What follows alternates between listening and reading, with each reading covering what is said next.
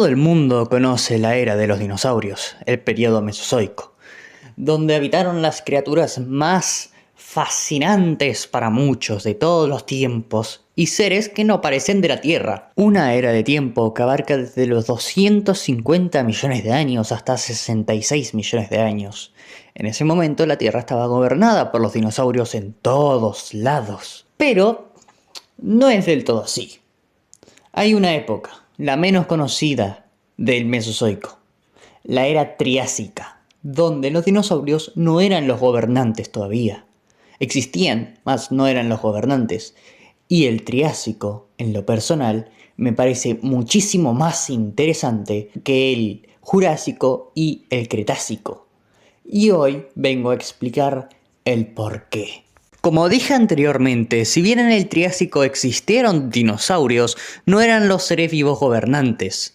Antes que estos, los que gobernaban eran los sinápsidos, los ancestros de los mamíferos, con grandes depredadores como los gorgonópsidos, los cuales sucumbieron ante la gran extinción pérmico-triásico, también conocida como la Gran Mortandad. En esta extinción, gran parte de la vida se extinguió, valga la redundancia, y los pocos sobrevivientes fueron los reptiles y los sinápsidos, los cuales pues intentaron recuperar la Tierra.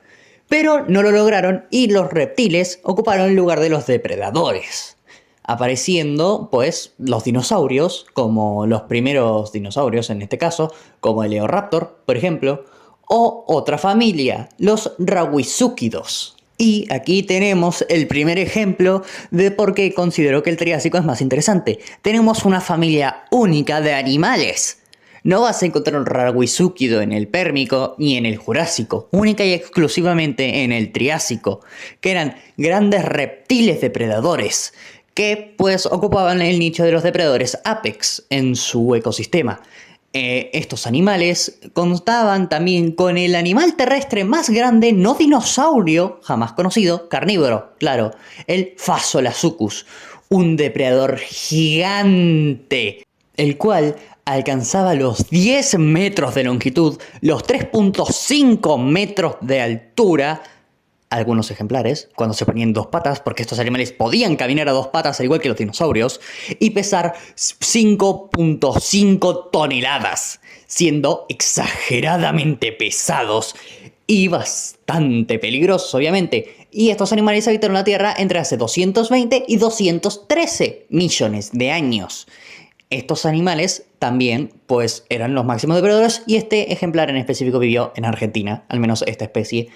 Pero el Rauisuchido más conocido es el Postosuchus. ¿Por qué? Gracias a Caminando con Dinosaurios, el cual lo representó de una forma algo fidedigna.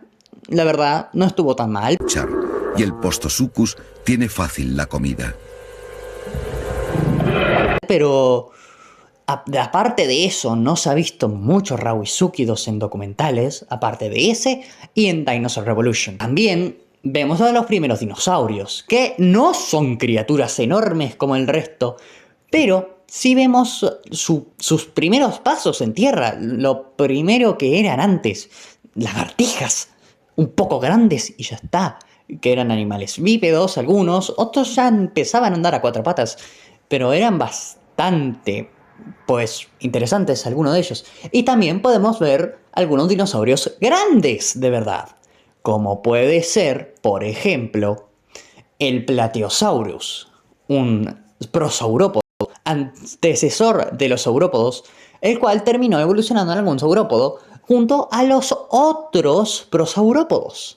Algunos ejemplares andaban a cuatro patas y otros andaban a dos patas. El Plateosaurus es un ejemplo de los animales que andaban a dos patas. Pero los sinápsidos tampoco se quedaron atrás. No es que llegó el Triásico y se extinguieron. No, para nada. Los animales siguieron evolucionando y se convirtieron en los herbívoros más grandes de ese entonces, siendo pues los herbívoros dominantes en esa época.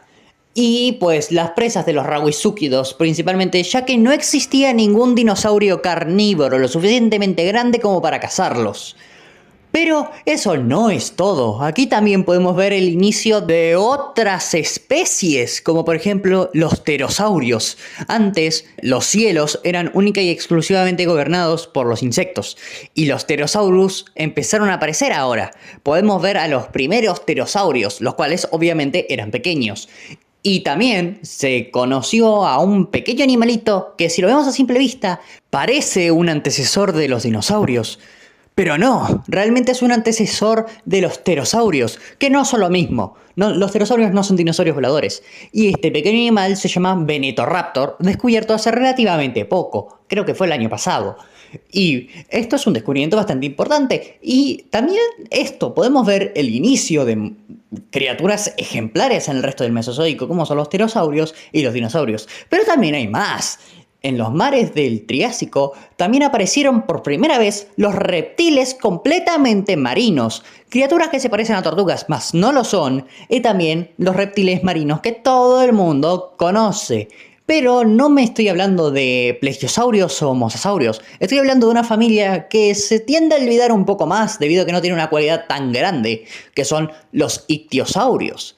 Esta especie, esta familia, gobernó los mares del Triásico y, curiosamente, tienen en sus filas al reptil marino más grande que jamás ha existido en la faz de la Tierra, más grande que el mosasaurio Hoffmanni, por ejemplo. Esto es simplemente la demostración de que el Triásico es literalmente la base de todo, por algo es la primera época, y también es la colisión de dos mundos. Un mundo que se está creando y un mundo antiguo el cual está muriendo, que me refiero obviamente a los sinápsidos principalmente. Los dinosaurios y los sinápsidos convivieron aquí y probablemente algunos se casaban entre sí.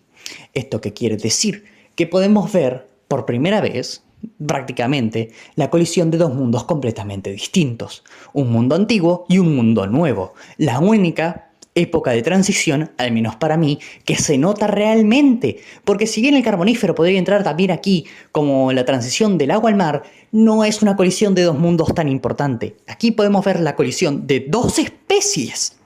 Dos mundos, un mundo que ya estaba sedimentado pero que se acaba de colapsar y está naciendo un nuevo mundo a raíz de eso.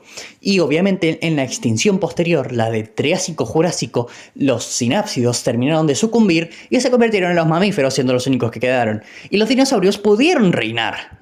Desaparecieron los rauisúquidos por alguna razón, pero en el Triásico podemos ver los últimos resquicios del Paleozoico. Los últimos animales del Paleozoico, los sinápsidos, los que habían gobernado la Tierra, estaban desapareciendo lentamente y cuando termina el Triásico por fin podemos decir que el antiguo mundo acaba de ser completamente destruido. Si bien los sinápsidos después evolucionaron en los mamíferos, no eran las mismas criaturas de antes, nunca volvieron a ese apogeo. Y bueno, después llegó el Cenozoico y ahí sí volvieron los sinápsidos, pero no eran igual a antes. Habían cambiado muchísimo. Y gran parte de esto también se debió al impacto que dejaron los dinosaurios.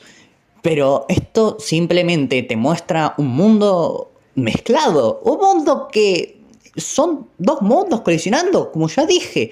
Dos mundos que pues están viviendo juntos y que al final se sabe perfectamente que solo uno de esos dos mundos va a poder seguir prosperando. Y hasta aquí llegó. El Triásico, los dinosaurios lograron sobrevivir y evolucionar y ya está. Pero por eso considero que el Triásico es tan interesante, porque podemos ver los últimos sinápsidos, los últimos resquicios del Paleozoico y la aparición de criaturas emblemáticas en un futuro. Es simplemente muy interesante para mí al menos, y espero que para ustedes también. Espero que les haya gustado este video, suscríbanse, denle like, comenten y compartan el video por favor, y sin más que decir, nos vemos la siguiente amigos.